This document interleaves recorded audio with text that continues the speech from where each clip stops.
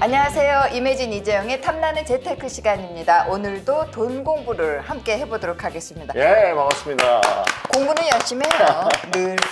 네, 한 주를 시작하는데 오늘 월요일이죠. 월요일의 남자 전인구 대표와 오늘은 2022년 주식시장을 전망해 보도록 하겠습니다. 대표님 어서 오세요. 아, 반갑습니다. 자, 어느 쪽으로 갈까요? 네. 2022년 주식시장입니다. 상승이냐 하락이냐. 뭐 부채도사예요? 아니, 복채가 좀 나오면 좀 맞추고 싶은데. 그래. 예, 그쵸. 뭐가 있어요? 이건 사실 신의 영역이다. 이걸로 가는 거죠. 그죠? 예. 네. 근데 저는 우선은 뭐 그냥 저도 이제 하나의 투자자이기 때문에 제 투자는 상승에 강하게 이제 믿고 투자를 하고 있어요. 상승. 예. 아. 지금 상승이 와야 됩니다. 지금 예, 안 오면 안 될 정도로 저도 이제 비중이 좀 들어가 있는데 상승을 바라보는 좀 이슈가 몇 개 있습니다. 첫 번째로 뭐냐면 우리가 지금 되게 불투명한 것 중에 하나가 과연 이 코로나가 언제 끝날 것이냐. 그렇죠. 끝날 줄 알았는데 오미크론이 왔잖아요. 네. 그래서 사람들이 이제 충격을 먹은 거예요. 아, 끝나지 않나 보다. 그런데 몇몇 지금 뭐 미국에서 나오는 뉴스들이라던가 뭐 빌 게이츠라던가 뭐 화이자 대표라던가 하는 의견들을 보면은 내년 상반기, 빠르면 내년 상반기에 종료될 수가 있을 것 같고 아니라 하더라도 보통 내년쯤에 종료되지 않겠느냐. 근데 이 종료라는 게 완전히 끝나는 게 아니라 위드 코로나. 예, 사람들이 이제 그렇게까지 치명률이 뚝 떨어져서 우리가 뭐 일상생활하는데 문제가 없지 않겠느냐. 감기 같이 이렇게 예. 살짝. 그렇게 보고 있고 또 오늘 또 좋은 소식이 나왔어요. 지금 촬영하고 있는 사이에 화이자에서 또 먹는 치료제가 또 나왔습니다. 머크가 나왔는데 이번에 화이자에서 나왔기 때문에 네. 점점 먹는 치료제도 나오기 시작하면서 오. 백신과 치료제의 조합이라고 하면은 네. 우리가 이제 코로나를 이겨낼 수 있지 않을까. 그럼 그 다음을 생각해 봐야 되겠죠. 네. 지금 주식들 시장을 보면은 코로나가 끝날 거라고 생각하지 않고 있어요. 주가들을 보면은. 네. 그럼 되게 저렴하잖아요. 네. 그럼 이랬을 때 만약에 코로나 끝났을 때 많이 오를 주식들이 보인다라는 거죠. 그래서 저도 지금 그런 것들을 찾아보고 있었습니다. 코로나가 끝나고 바로 생각나는 건 관광, 뭐 그런 거 여행사, 여행, 뭐 저기 항공사. 그렇지 그런 거. 예. 네. 그래도 대한항공 샀는데 계속 내리더라고요.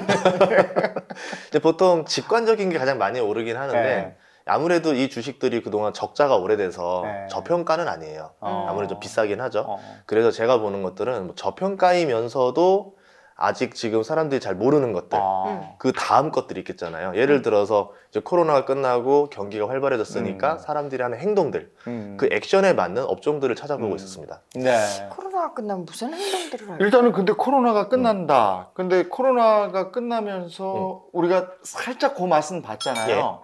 근데 인플레이션 영향을 받잖아요. 바로. 그렇죠. 이것도 굉장히 크던데. 이렇게 보는 거예요. 이제 코로나가 끝나고 나면은 어떤 일들이 벌어질까 상상을 해볼게요. 네. 거시적으로 간단하게 네. 이야기만 해보자고 하면은 우선은 코로나가 끝나면 고용이 늘 겁니다. 이제 아이들을 학교에 다 맡기겠죠. 그러면은 그동안 내가 취업하지 않으려고 했던 사람들이 이제 마음 놓고 일자리를 다니기 시작할 거예요. 그럼 이제 고용이 늘어나고 그동안 이제 물류난이 많이 심했는데 네. 물류난이 심했던 이유 중에 하나가 일할 사람이 없어요. 그랬다고 그러더라고요. 네, 항구에 지금 컨테이너가 왔는데 그 컨테이너를 나를 화물 기사가 없어요. 네, 그런 식으로 이제 문제가 생겼던 거거든요. 그러면 이제 공장도 잘 돌아가고 운송도 활발해지면서 물류가 많이 들어올 것이다. 그럼 우리가 생각했던 그 인플레이션이 폭발하는 게 아니라 오히려 물가 상승률이 잡히는 거죠. 오히려 잡힌다. 네. 그럼 물가는 잡힌 상태에서 고용이 늘고 소비가 느니까 사람들이 좀 돈이 생겨요. 그러면 이제 점점 호황이 오겠죠. 그럼 이제 미국 기준으로 했을 때 소비가 늘고 고용이 느니까 돈을 많이 쓸 거 아니에요. 그러면 제조국, 미국으로 물건을 파는 제조국인 데가 보통 신흥국이거든요. 중국이나 대만이나 뭐 베트남이나 한국 같은 나라들이 공장이 풀 가동되고 여기도 굉장히 호황이 올 수 있다는 거죠. 그랬을 때 보이는 업종들을 우리가 찾으면 좋지 않을까 그렇게 생각하고 있습니다. 경기 호황기에 누릴 수 있는 업종, 이런 걸 찾아라. 그러면 2022년 유망 주식 섹터를 한번 알려주시면 좋을 것 같아요. 이거 맨입으로 맨입으로 안 되고. 농담입니다. 예. 일단은 저 가방을 가져와서 네. 전인구의 주식 가방 네. 한번 담아보도록 하겠습니다. 네.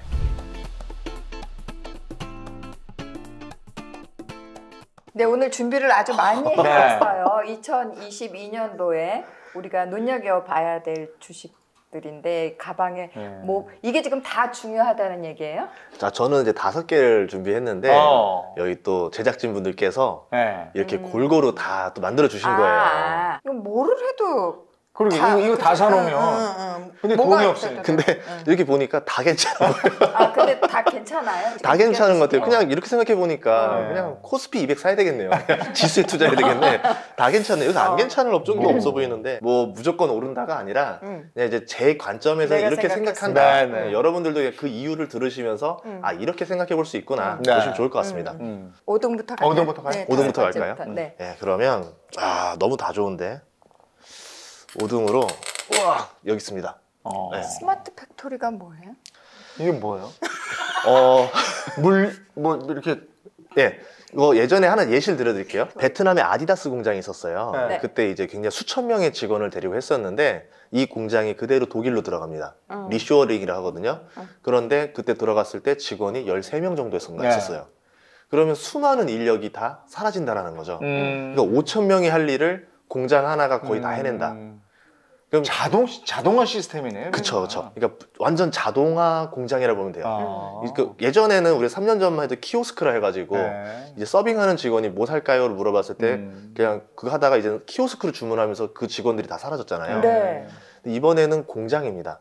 이제 그 이유 중에 하나가 이번에 인플레이션 때문에 영향을 많이 받을 거예요. 아마 코로나가 끝나고 나면은 물가가 진짜 많이 오를 수도 있습니다. 실제로 많이 올랐고 그런데 이제 부동산 가격이 많이 올랐는데 임대료가 별로 오르질 않았어요. 근데 특히 미국 기준으로 얘기했을 때 그래서 지금 미국 같은 경우 봤더니 그럼 건설이 어떤 상태냐 봤더니까 집이 모자르대요. 아직도. 주택이 계속 모자른 상태인 거예요. 그런데 이제 아마 코로나 끝나고 나면은 아까 같이 3D 업종을 하려면 이민자들이 들어와야 되거든요. 그럼 이 사람들이 더 투입이 되면은 더 많은 집이 부족해질 거고 이제 그런 상태가 벌어졌을 때 이제 임대료도 치솟을 거고요. 물가도 치솟게 되면 이제 당연히 임금도 올라가게 되겠죠. 그럼 임금이 올라가게 되면 이제 기업들은 고민할 것 같아요. 이 임금을 그대로 다 주느니 차라리 한 10년, 20년 바라보고 차라리 무인 자동화 공장을 만들자. 큰일이야. 네. 그런데 그 사이에 점점 네. 없어지는 거야. 그런데 그 사이에 기술이 올라왔어요. 네. 이제 거의 다 할 수 있습니다. 이제 그러면서 미국부터 시작해서 여러 나라들이 이제 거의 동시다발적으로 스마트 팩토리 붐이 불지 않을까 그 생각을 했습니다. 이 단계가 있어요. 스마트 팩토리를 지어주고物流를 하는 회사들도 있고 여기에 시스템을 해주는 회사들도 있고 시스템 해주는 회사들을 보면은 보통 이제 그룹사들이 하나씩 다 가지고 있는데 이런 것들이에요. 알아서 기계가 AI가 인공지능까지 있으니까 물류 주문을 해요. 자동차 같은 경우는 자재가 1000개, 10,000개가 넘으니까 그 관리하기 힘들잖아요. 알아서 부족하면 알아서 주문이 따다닥 들어가고 물건이 오면 알아서 창고에 딱 싣습니다. 들어오고 나면 지게차가 알아서 무인 지게차가 와서 딱딱딱 싣고 컨베이어 벨트에 한 다음에 이제 딱 수송하는 트럭이 오면 거기에 지게차가 날라서 딱 주고 사람 나가는 거죠. 하나도 없이 자기네들끼리 다 한다고요? 네. 이걸 구현할 수 있는 회사는 어떤 회사들이에요? 우선은 그룹에 그 시스템을 만드는 다 회사들이 다 가지고 있어요. 보통 이제 뭐 롯데 정보통신이라던가 뭐 신세계 INC라던가 이제 그룹마다 그 회사들이 하나씩 다 있는데 제가 볼 때는 이 전 단계를 다 할 수 있는 유일한 회사가 포스코 ICT라는 회사가 있어요. 이 회사를 제가 주목했던 이유는 뭐냐면 뭐 롯데라든가 신세계라든가 보면 대부분 다 유통을 다 하나씩 가지고 있거든요. 그러면 이런 거죠. 롯데가 신세계한테 수주를 줄 일도 없을 거고 신세계가 롯데한테 수주 줄 일도 없습니다. 각자 자기네 거 자기가 하는 그렇죠. 거죠. 왜냐하면 나의 그 그룹의 비밀이 새나갈 수도 있잖아요. 그렇기 때문에. 근데 포스코는 이런 회사들이랑 거의 겹치는 사업이 없어요. 그러면 그냥 나는 비밀을 꾹 닫고 지킬 테니까 나한테 다 수주를 달라라고 할 수도 있는 거고. 그리고 지금 물류 쪽이 인력이 굉장히 많이 들어가요. 상하차 인력이라든가 이런 게. 스마트 팩토리에 제일 먼저 신호탄이 아마 저는 이제 쿠팡이라든가 이런 이제 물류 서비스부터 시작이 될 것 같거든요. 그렇게 됐을 때 지금 벌써 시범적으로 포스코 ICT가 보여주고 있어요. 그래서 아마 포스코 ICT가 전 단계를 하면서 이제 턴키 수주를 받는 거죠. 내가 한 번에 다 해줄 테니까 싸게 할 테니까 나한테 달라. 그러면 마진이 좀 좋아져요. 그런 것들 때문에 아마 좀 이런 회사들을 보시면 좋지 않을까. 예, 참고하시면 되겠고. 네 번째입니다. 네 번째. 와, 이 주식을 집으면 욕을 많이 먹을지도 모르는데 네. 저는 이걸 짓겠습니다. 아, 건설이요? 네. 와, 진짜 튼튼하게 만들어. 튼튼하네요. 건설 같네요. 오래 했을 것 같은데. 예. 건설주를 한 이유는 네. 우리나라 건설주도 보지만 미국 건설주가 정말 좋을 것 같아요. 그래서 미국 관련된 건설주 투자도 유망하고 좀 더 이어서 생각하면은 국내 건설주도 유망하다 생각하거든요. 아까 얘기했던 대로 집이 부족합니다. 코로나 전에 부족했던 미국의 그 주택 수가 320만 채 정도예요. 그런데 코로나가 끝나고 났더니 집을 엄청나게 지었어요. 근데 520만 채가 부족하대요. 그러니까 이상한 거죠. 아니 네. 왜 집을 그렇게 많이 지어도 사상 최대치를 지어도 왜 이렇게 부족하냐. 그 이유가 이제 미국으로는 계속 사람들이 몰려들기도 하고 또 이제 그 트럼프 때 그 쿼터를 해가지고 불법 이민자들을 계속 내쫓았었거든요. 근데 이제 코로나 끝나고 나면은 아마 많이 들어올 것 같아요. 그렇게 되면은 계속 유입 인구가 더 늘어나면서 주택은 계속 부족해질 것이다. 그리고 워런 버핏이 되게 유명하잖아요, 투자자로서. 네. 3분기에 뭐 사나 봤더니 타일 회사를 사들였어요. 타일 회사. 바닥 타일. 예. 네, 바닥 타일. 그럼 바닥 타일을 저 어디다 쓰는 건가라고 봤더니 이게 이제 저긴 거죠. 바닥 타일은 집을 지었을 때 주택에 들어가는 내장재잖아요. 이걸 사들였는데 그래서 제가 봤어요. 그럼 미국의 집은 콘크리트로 지었나 뭐 나무로 지었나 다시 봤더니 나무를 많이 짓거든요. 나무 가격이 사상 최대치로 뛰었습니다. 지금. 예, 뭐 투기가 붙은 수준까지 올라갔는데 이렇다는 얘기는 미국 내에서도 주택이 부족하다는 건 다 아는 사실이고 이제 그거 가지고 누가 어떻게 돈을 벌 수 있을까를 생각하면서 이제 뭐 투기까지 붙은 상태다. 이제 그러면은 집 공급이 많이 늘어나니까 뭐 저평가된 기업 중에서 건설 수주를 받을 수 있는 기업들을 투자하면 어떨까 생각을 해본 겁니다. 예, 그래서 제가 생각한 것 중에서는 세계 1위 그 건설 장비 회사가 있어요. 캐터필러라고 있습니다. 영어로 치면 캣 고양이 CAT. 예. 캐트필러라는 회사가 있고요. 거기에 이제 아크 인베스트로 유명한 돈나무 누나, 캐시우드 누나가 예, 주식을 또 사들이고 있죠. 이제 그래서 그렇게 돼 있고 두 번째는 뭐냐면은 굴삭기, 소형 굴삭기를 많이 해요. 미국 같은 경우는 집 수리나 이런 걸 자기가 스스로 하기 때문에 굴삭기를 많이 가지고 있는데 또 거기에 또 강력한 회사인 밥캣이라는 회사가 있거든요. 미국 내에서. 근데 그 회사가 10몇 년 전에 두산에서 사들였습니다. 두산 밥캣이라 부르죠. 그래서 그 주식을 사려면은 우리나라에서 살 수가 있어요. 두산 바켓. 예, 미국 건설주인데 국내에서 살 수 있는 주식이 두산 밥캣이다. 예, 이렇게 볼 수 있고요. 그리고 또 이제 관련된 게 이제 미국 같은 경우는 스스로 건설 자재들을 사와서 본인이 집을 짓거나 수리하거나를 많이 하기 때문에 네. 건설 자재 유통업이 우리로 치면 이마트 규모로 되게 커요. 이제 그래서 홈디포라는 회사가 있는데 이 회사가 주가도 10년 내내 꾸준히 오르면서 매출 이익도 증가하고 있고 앞으로 건설 수요가 더 늘어나면 늘어날수록 매출이 늘어날 거기 때문에 우량주다 이렇게 볼 수 있습니다. 그래서 건설주를 예. 추천해 주셨고요. 그럼 미국 말씀해 주셨고 국내에는요? 국내 건설주들은 지금 당장은 빛이 보이지 않아요. 움직이질 않아요. 그 이유 중에 하나가 뭐냐면 이 터널이 어떻게 될지 몰라요. 이제 터널 나왔을 때 이게 낭떠러진지 도로인지를 모르겠는 거예요. 그 이유 중에 하나가 3월 대선. 아. 대선 결과에 따라서 건설이 웃을 수도 있고 울을 수도 있다. 그래도 저마다 다 공급을 늘리겠다고 그러는데. 공급을 늘리겠다죠. 근데 이제 이건 거죠. 이게 공공 임대로 갈 거냐 분양으로 갈 거냐 재건축 재개발일 거냐에 따라서 서로 셈법이 다르니까 에라 모르겠다 움직이지 말자. 네, 그런 느낌이 있어요. 근데 제가 보는 거는 어떤 건설이냐면 고유가와 관련된 건설. 고유가? 예, 건설주가 올랐을 때는 뭐 국내 주택을 많이 지을 때도 주가가 오르긴 하지만 기본적으로 유가가 많이 올랐을 때 건설주들이 돈을 많이 법니다. 우리나라만 좀 독특한 현상인데요. 왜 그래요? 기름값이 많이 오르면 제일 돈 많이 버는 사람 누구겠어요? 정유회사 보는 거 아니에요? 만수르. 네. 네, 중동. 네. 네, 중동은 그럼 돈이 많이 벌면 항상 두려워해요. 네. 앞으로 석유 시대가 끝나지 않을까, 다음 먹거리를 뭘 찾을까 고민을 많이 하기 때문에 자기 나라 안에 인프라 공사를 엄청나게 합니다. 그러면 이제 거기 진출한다 이거죠? 그렇죠. 1970년대부터 대한민국 건설사한테 일을 많이 맡겼기 때문에 서로 이제 신뢰랑 의리가 튼튼하거든요. 그래서 이제 유가가 오를 때마다 중동에서 인프라를 많이 터뜨리는데 그때마다 우리나라 건설사들이 대형 수주를 가져오죠. 뭐 집을 짓는 것보다 훨씬 더 많이 돈을 벌어요. 뭐 한 번 했다 하면 뭐 조 단위로 돈을 수주를 받기 때문에 그러면 그걸 할 수 있는 업력이 있는 회사들 대표적으로 뭐 현대건설 그리고 뭐 DL, ENC, 뭐 GS건설, 삼성물산 거기에 이제 엔지니어링 설계회사들이 있거든요. 삼성 엔지니어링이라던가 2월 달에 상장할 현대 엔지니어링이라던가 이런 회사들이 매력이 있어요. 지금 건설주들 보면은 PER이 5배 이하로 많이 되어 있고 저렴한 것들 보면 2배, 3배짜리도 있어요. 보통 이제 PER이 10배 정도를 코스피 평균으로 보는데 2배, 3배라는 거는 돈은 엄청나게 잘 버는데 주가가 평균보다 뭐 한 4배 정도 저렴한 상태다. 이렇게 볼 수 있겠죠. 그래서 이런 주식들을 보는 방법도 있을 것 같습니다. 그렇군요. 아니 지금 얘기를 듣다 보니까 다 사고 싶은데.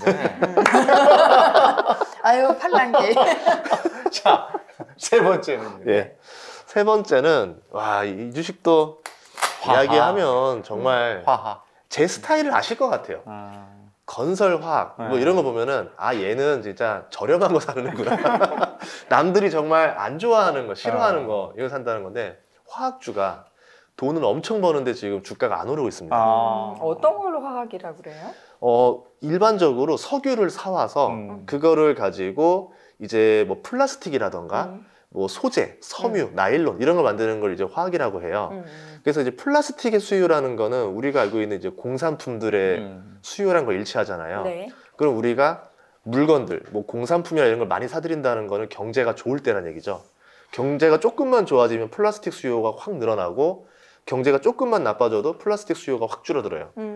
뭐 섬유도 마찬가지고 옷도 그렇잖아요. 그래서 이 화학 같은 경우는 경기가 좋아지면 주가가 확 오르고 아닐 때 뚝 떨어져요. 대표적으로 2008년 서브프라임 때 화학주들 주가가 진짜 안 좋았어요. 세계가 망할 것 같은데 누가 지금 뭐 돈을 쓰겠어요. 그랬는데 2009년부터 경제가 갑자기 좋아지기 시작하면서 2011년까지 2년 동안 화학주가 7배 오른 것도 있었고 15배 오른 것도 있었습니다. 어디 잡주도 아니고 LG화학이 7배가 올랐고요. 롯데케미칼이 15배 올랐었어요. LG화학. 네. 그래서 이제 뭐 화학주 중에서 이제 LG화학은 근데 주가가 좀 비싸요. 퍼가 15배 정도 되는 이유가 그 배터리를 가지고 있기 때문에 이제 어떻게 보면 화학은 저평가지만 배터리가 고평가니까 약간 중화가 된 상태죠. 그리고 또 이제 LG 에너지 솔루션이 1월 달에 상장을 해요. 그러면은 이제 우리가 말하는 물적 분할이다, 뭐 더블 카운팅이다 이러면서 조금 저평가 요소가 될 수 있어가지고 LG 화학은 지금 저렴하지 않은 상태. 그러면은 롯데케미칼이 전방위적으로 굉장히 화학 사업을 많이 하고 있거든요. 롯데케미칼은 PER이 5배 정도예요. 나름대로 저렴하다. 그리고 배당 수익률이 4% 넘을 거예요. 그래서 나름대로 나쁘지 않다. 이렇게 볼 수 있고 뭐 그 외에 또 석유 사업을 크게 하는 회사 중에 하나가 금호석유라고 있습니다. 네. 예, 여기도 지금 PER이 2배 정도 돼요. 괜찮네요. 엄청 저평가예요. 그러니까 사람들이 이러는 거예요. 내년에 경기가 좋아지지 않을 거라 보는 거예요. 지금 돈 잘 벌어도 내년에 안 좋을 거잖아. 근데 만약에 코로나 끝났어요. 아니네? 라고 하는 순간 확 오른다. 네, 할인 쳤던 것들이 다 올라가는 거겠죠. 네, 그래서 되게 뭐 아니면 도일 수도 있다. 근데 이미 벌써 주가는 거의 도인 상태다 라고 보면 되고 뭐 국도화학이라던가 뭐 아니면 대한유화라던가 이런 회사들도 이제 우리나라의 대표적인 화학 업체들입니다. 이런 그 이유는 뭐냐면 화학 제품이 정말 수백 가지 수천 가지가 되는데 이 화학 업체들이 메이저 업체들이라서 정말 많은 화학 제품을 거의 다 만들어요. 네, 그래가지고 리스크를 줄이려면은 이런 좀 대형 화학 업체가 낫다 이렇게 볼 수 있고요. 그 위드 코로나 관련해서 코로나가 끝난다고 생각하면 그 화학 제품 중에 뭐 의류라든지 그렇죠. 나일론, 화장품이라든지 이런 것도 있는 거잖아요. 그렇죠. 화학 제품 중에서도 섬유 물질도 예전에는 우리가 천연으로 만들어냈지만 면에서 만들어냈지만 지금은 이제 화학 제품을 통해서 나일론을 생산하거든요. 이걸 가지고 다양하게 만들어내는데 최근에 핫했던 게 스판덱스였습니다. 이제 뭐 레깅스라던가 요가복이라던가 이런 정말들 것들 많이 입어요. 그래서 그 주가들이 많이 올랐고 지금 스판덱스가 부족한 상태가 됐던 거예요. 스판덱스를 만드는 회사 우리나라에 2군데가 있는데 하나가 이제 효성 TNC라는 회사였었죠. 1년 전에 주가 10배 올랐던. 그래요? 뭐 전설의 주식으로 이제 불리는 효성 TNC인데 이게 100만 원까지 갔다가 지금 한 60만 원 이하로 내려왔어요. 그러고 있고 또 TK 케미칼이라는 회사가 있는데 여기도 스판덱스를 많이 만듭니다. 그래서 이 스판덱스가 오른다. 앞으로 의류가 또 핫하다. 그러면 또 이 회사들을 바라볼 수도 있고요. 뭐 그렇게 된다는 자체는 스판덱스가 오른다는 거는 의류 회사들 주가도 같이 올라갈 수 있다는 거거든요. 근데 지금 이걸 봐야 돼요. 등산복이 유행을 하는 건가, 골프복이 유행하는가? 골프복. 골프복이죠. 그러면 골프 의류를 많이 만드는 회사들이 더 매력적일 수 있다는 거겠죠. 네, 이런 식으로 접근하시면은 좀 더 투자 성공률을 올려갈 수 있습니다. 네. 친환경 화학 제품 요즘엔 또 많이 선호하잖아요. 그렇죠. 이런 수혜주도 있을 것 같은데. 친환경 하면은 이제 친환경 플라스틱이 요새 많이 이제 핫해질 거예요. 그래서 친환경 플라스틱을 만드는 쪽으로 치면은 PLA 쪽에서는 SKC라고 있거든요.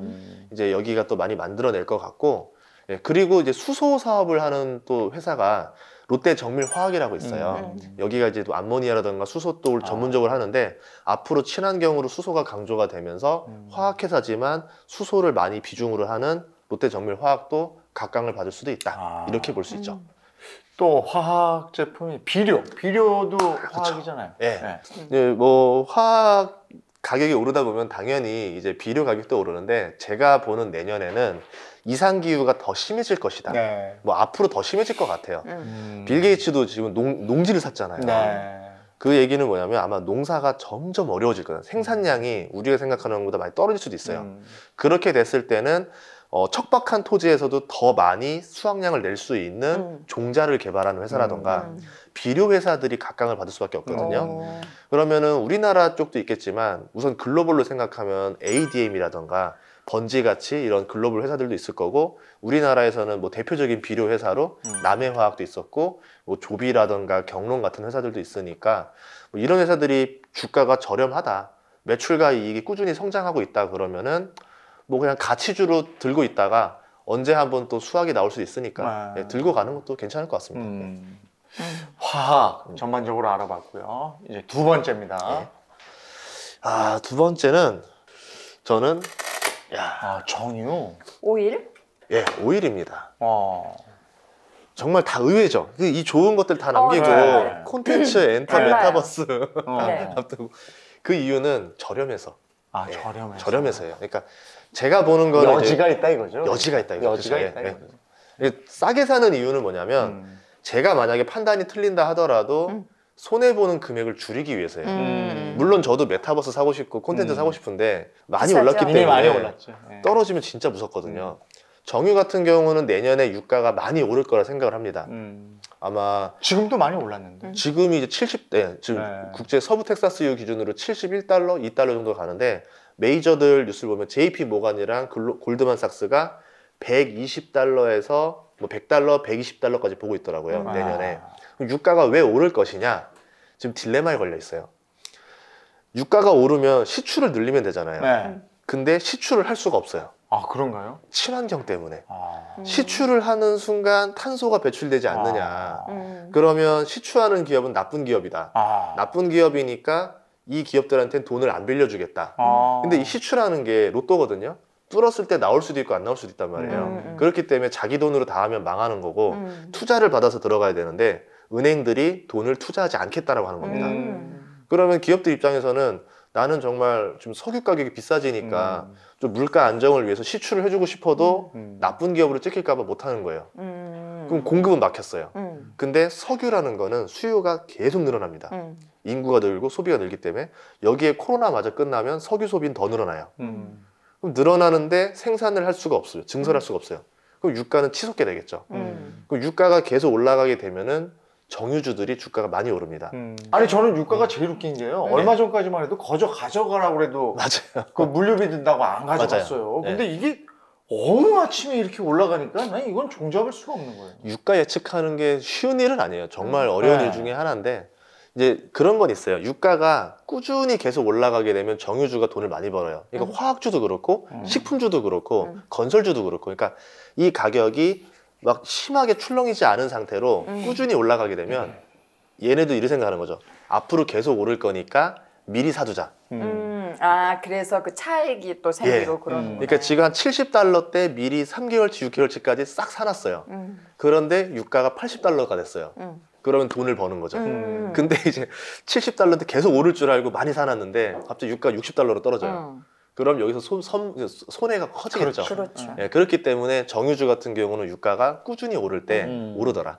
2009년에서 2011년 때가 그래서 정유주 화학주가 유가가 쉬지 않고 계속 올라가니까 돈을 많이 벌었던 해였었던 거죠. 정말 이 초기 감각이 굉장히 뛰어나고 살아있어야 될 것 같아요. 근데 저는 이게 정유주 이런 거는 안 될 줄 알았어요. 왜냐하면 전기차 나오고 지금 온통 수소 전기 얘기만 하니까 사양 산업 이제는 같죠. 사양 산업 같은 느낌인 거예요. 그래서 안 오르는 것도 있을 거예요. 시장 참여자가 사야 오르는 거니까 주식이. 그렇죠. 예. 자, 대망의 1위입니다. 주식 가방에 담을 가장 중요한 1위는 맞춰보자. 좋습니다. 네, 맞춰보시죠. 그린 뉴딜. 에? 메타버스? 메타버스 아니야? 메타버스. 아니 근데 메타버스, 전기차, 반도체, 여행, 다 해.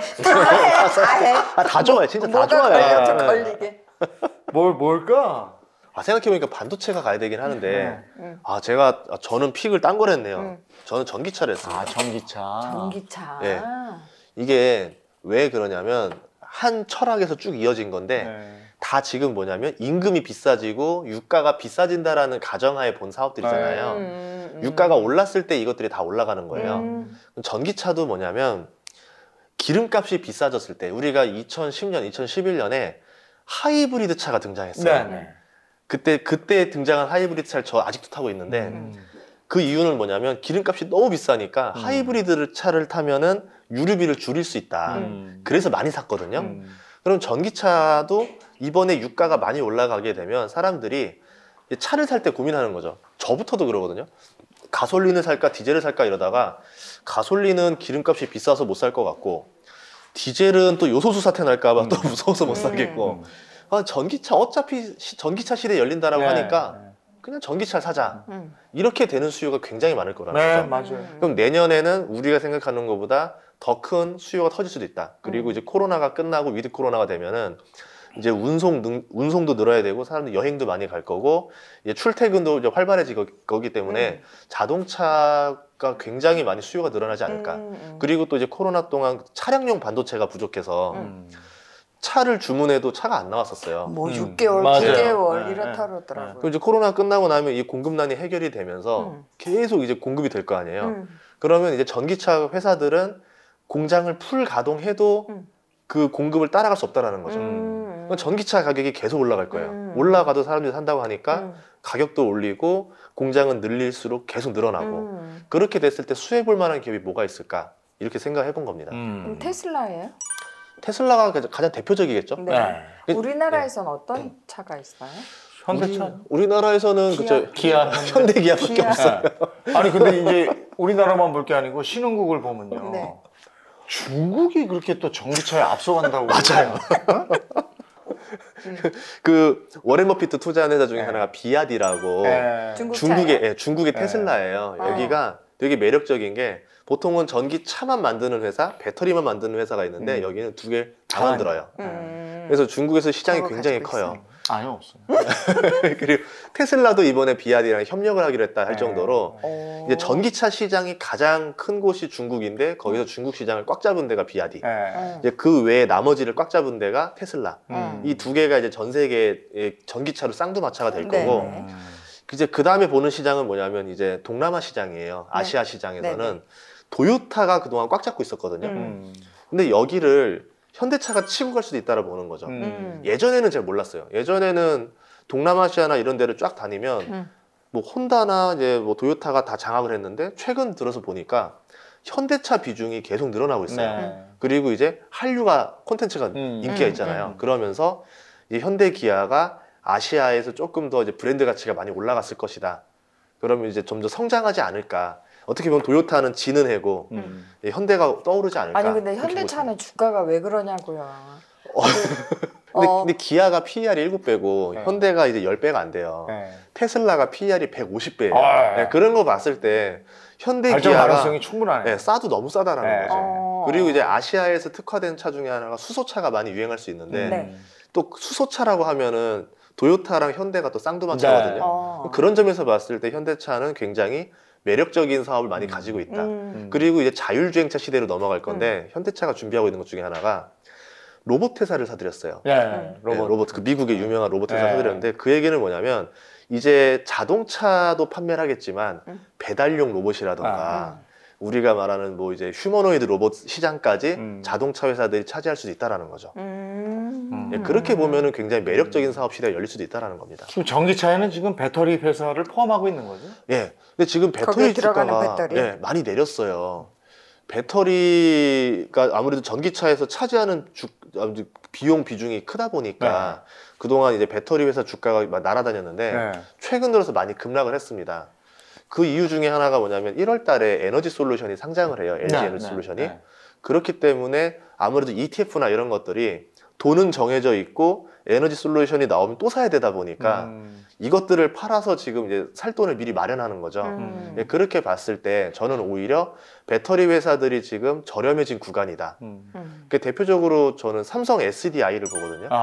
LG화학이라던가 SK이노베이션은 이제 물적 분할을 통해서 이제 그 밑에 있는 자회사를 따로 사야지만 되는데 삼성 SDI 같은 경우는 애초에 배터리 회사이기 때문에 물적 분할할 가능성이 제일 낮아요. 그래서 삼성 SDI가 그나마 우리나라 3사 중에서는 제일 좀 지금 가격대에서 매력적이지 않을까 이렇게 보고 있고요. 배터리는 또 그 안에 뭐가 들어가냐? 리튬이 들어갑니다. 그 리튬이라고 하는 것들이 이제 이게 있어야지만 배터리를 수명을 늘게 해주고 배터리를 굉장히 효율적으로 만들어주는 건데 그 중에서 리튬이 가장 각광받는 물질인데 이게 굉장히 또 희소성이 있어요. 귀해요. 리튬이 나는 곳이 5개 나라밖에 없습니다. 95% 정도가. 우리나라 최근에 포스코가 2018년에 이걸 살까 말까 하다 리튬 광산을 샀는데 호수를 샀는데 이 가치가 얼마였더라? 1조 안 되게 샀는데 지금 가치가 100조가 넘었어요. 그리고 지금 최근에 리튬 값이 또 올랐으니까 133조까지 됐을 거예요. 어디에다 샀어요? 아르헨티나요.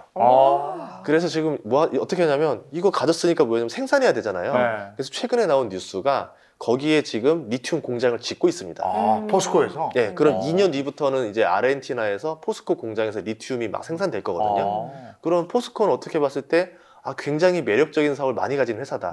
제철 회사가 아니라 이제는 다양한 산업을 다 가진. 그런데 이제 어떻게 보면 지주사를 사야 되기 때문에 그게 좀 아쉬운 거죠. 우리말로 하는 디스카운트 그게 되는 거고. 아니면 아예 순수하게 리튬 회사를 살 수 있느냐? 미국의 알버말이라는 회사가 있어요. 이제 거기에도 리튬을 팔고 있거든요. 여기에 투자하는 방법이 있고, 아니면 어차피 중국이 전기차 시장이 워낙 크기 때문에 이 시장을 본다라 그러면은 대표적인 리튬 회사가 강봉 리튬이라는 회사가 있습니다. 근데 최근에 중국 주식들이 많이 떨어져가지고 강봉 리튬도 주가가 좀 많이 내려왔거든요. 그래서 이제 리튬에 투자한다라 그러면은 이렇게 보는 방법들이 있습니다. 그러면 모르면 우리가 늘 얘기하는 리튬 ETF를 산다든지, 그렇죠. 예. 그럼 돼. 근데 이제 포스코가 배당 수익률이 높은 상태에서 리튬도 가지고 있고 양극재, 음극재 다 하기 때문에 뭐 저평가를 원한다 그러면은 포스코, 좀 공격적인 성향을 가졌다라 그러면 강봉 리튬 이렇게 볼 수 있을 것 같아요. 전기차, 정유, 화학, 건설, 스마트 팩토리 이렇게 꼽아주셨어요. 셀코TV 멤버십이 선사하는 특별 콘텐츠. 셀코TV 멤버십 가입하고 특별한 혜택을 받으세요. 멤버십 혜택 하나, 셀코TV만의 유니크한 이모티콘과 배지. 멤버십 혜택 둘, 재테크 찐 고수에게 듣는 1:1 비밀 과외. 멤버십 혜택 셋, 접시도사가 알려주는 1:1 운세 상담. 구독 버튼 옆 가입을 누르고 2단계 중 원하시는 단계를 선택 후 해당 금액을 결제하면 끝! 셀코TV 멤버십과 함께 부자 되세요! 우리 이제 상승할 거라고 생각을 하고 기분이 좋은데, 근데 하락 요소는 없는 거예요. 하락 요소가 예전에 블랙먼데이 사건을 보면은 아직도 불가사의 중에 하나예요. 왜 하락했는지 이유가 없어요. 그냥 하루 만에 지수가 22%가 하락했습니다. 이유가 없이. 이제 아마 우리가 추정하기에는 프로그램 매도다. 그러니까 컴퓨터가 알아서 자동으로 사고 팔고 하는데 자기들이 사고 파는 어떤 시그널 하나가 매도 시그널이 뜬 거고 프로그램은 그냥 그냥 기계적으로 막 판 거예요. 그냥 파니까 파는 그러니까 떨어지니까 팔고 또 떨어지니까 또 팔고 또 팔면서 증시가 순간적으로 내려왔었거든요. 근데 그렇게 될 요소 중에 하나가 ETF. 많이 들어가는데 ETF 시장이 너무 커졌어요. 네. 그러면 ETF로 돈이 많이 들어왔는데 이게 증시가 오를 때는 ETF가 그냥 기계적으로 사들이잖아요. 예를 들어 아까 우리가 리튬 ETF다 네. 그러면 리튬 주식을 자동으로 막 사들여야 돼요. 돈이 들어올 때마다. 근데 반대로 증시가 하락기가 와서 투자자들이 ETF를 계속 팝니다. 돈을 계속 빼가요. 그러면 리튬 회사가 아무리 좋고 저렴하다 하더라도 ETF는 기계적으로 그냥 막 팔아야 돼요. 그렇게 하는 예. 거구나. 근데 이제 ETF 시장이 너무 커졌기 때문에 이 시장이 순식간에 쪼그라들면은 야, 이게 또 변수가 있네. 예, 시장에 엄청난 충격을 줄 수도 있다라는 네. 거죠. 예, 그래서 이게 항상 좋은 거는 거꾸로도 생각해 봐야 된다. 예, 그렇게 말하고 싶어요. 또 다른 건 없겠습니까? 이제 하나는 이제 중국 리스크인데요. 중국에서 약간 찝찝한 거예요. 그러니까 내년에 찝찝하대잖아. 내년에 지금 저 동계 올림픽도 있고 지금 찝찝하시대잖아. 아니 그리고 이제 정치도 안정될 거고 다 괜찮은데 그 이유는 부동산 때문에 그래요. 부동산. 중국이 미중 무역 분쟁을 계속 거치고 하면서 경제 성장 모델로 뭘 했냐면 건설을 했어요. 네. 내수 건설. 건설 경기를 일으켜가지고 경제 GDP를 끌어올렸습니다. 아무래도 이제 정치적인 이유도 있기 때문에 GDP 상승률을 계속 높게 유지를 해줘야지만 유리하거든요. 그래서 건설, 그러니까 좀 경제 위기가 올 때마다 건설 부양을 하면서 키웠는데 건설이 큰다라는 건 부채가 같이 커진 거예요. 근데 이게 지금 헝다사 때부터 시작해가지고 슬슬 이제 한계점까지 도달한 거죠. 그러면 중국 입장에서는 이거를 이제 부동산을 더 키우게 되면 집값이 올라가니까 빈부격차가 심해지잖아요. 그러니까 건설로 부양하자니 찝찝하고 그러니까 건설을 이제 멈추고 뭐 다른 걸 해보자 하니까 아직 지금 뭔가 좀 공백이 생겼고 그러다 보니까 이제 내버려 뒀더니 지금 막 건설회사들이 힘들다라고 하면서 막 이제 뭐 디폴트다 막 이런 얘기가 나오면서 경기가 막 수축됐었거든요.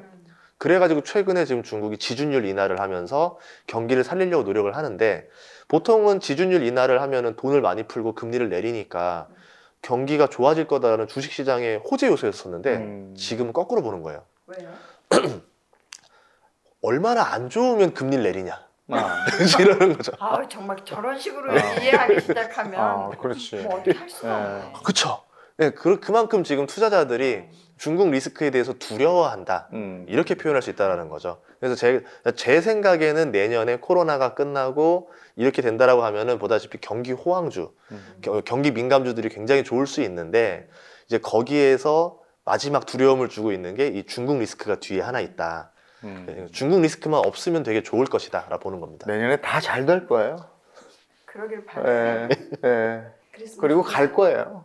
네. 안 그러면 주식 더 산다.